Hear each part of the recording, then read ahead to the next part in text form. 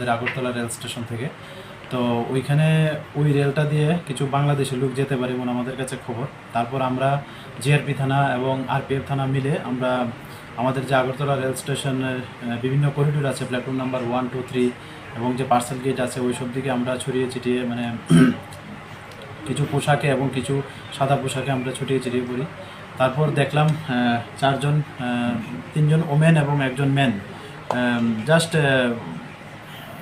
ওই এক্সপ্রেসটা স্টার্ট করবে ওই ঠিক আগ মুহূর্তেই তারা খুব স্পিডে প্ল্যাটফর্ম নাম্বার 1-এর দিকে ছুটছিল। তো তাদের গতিবিধি দেখে আমাদের সন্দেহ হয়।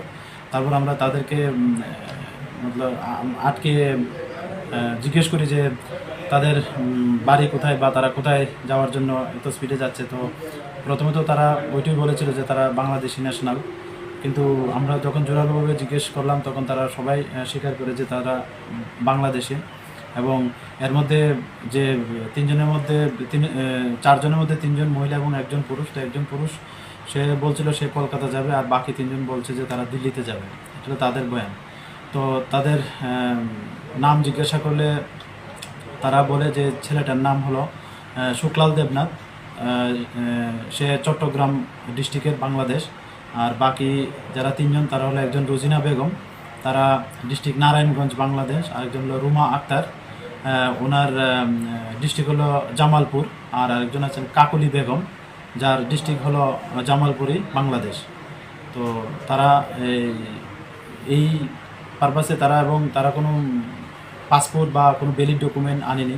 তো এই নিয়ে আমরা আমাদের জিআরপি থানাতে একটা মামলা নেই আইপিসি সেকশন এবং ফরেনার অ্যাক্ট আইপিপি অ্যাক্টে। তো আজকে তাদের মহামান্য আদালতে প্রেরণ করা হচ্ছে। এটা তো এখনো চলছে তাদের ইন্টারোগেশন। তো ইন্টারোগেশনের উপর বেস করে আমরা মানে রিমান্ড চাবো আর কি। তারা কোন জায়গা দিয়ে উঠছে সে বিষয়ে কি আপনাদের কাছে এখন কোনো খবর আছে কি?